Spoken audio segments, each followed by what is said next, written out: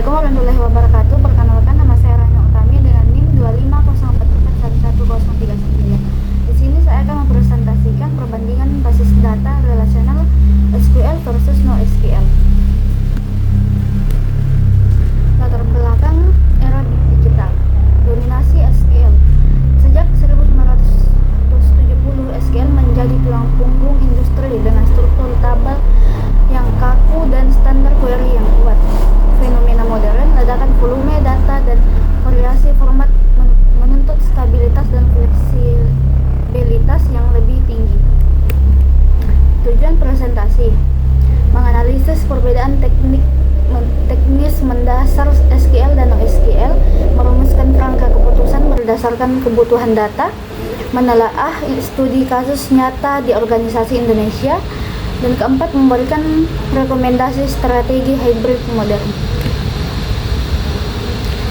Konsep dasar basis data SQL. Struktur menggunakan skema yang fixed skema atau tetap. Relasinya hubungan antar tabel via for each key, jaminan asid, konsistensi data yang tingkat tinggi, bahasa query standar. Seperti contohnya di samping sini. Konsep dasar basis data NoSQL. Skemanya dinamis, modelnya dokumen, key value, graph, dan kolom. Prinsip base, fokus pada ketersediaan tinggi, stabilitas, dirancang untuk distribusi horizontal. SQL versus NoSQL, perbandingan utamanya. Stabilitas, SQL vertikal, NoSQL horizontal.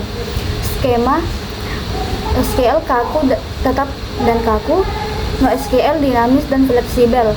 Konsistensi, SQL kuat, NoSQL base.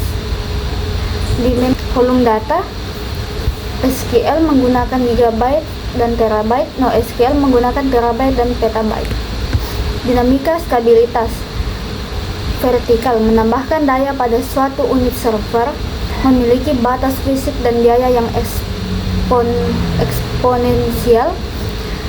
Horizontal, menawarkan mode server yang baru ke dalam cluster, ideal untuk pertumbuhan data masif dengan biaya yang ekonomis.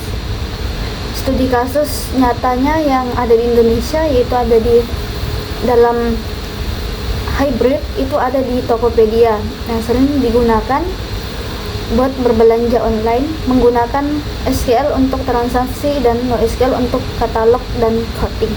Dia menggabungkan dua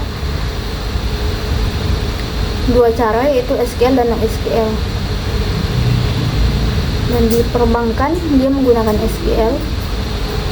BCA dan BNI mengutamakan SQL demi integrasi data saldo nasabah yang mutlak.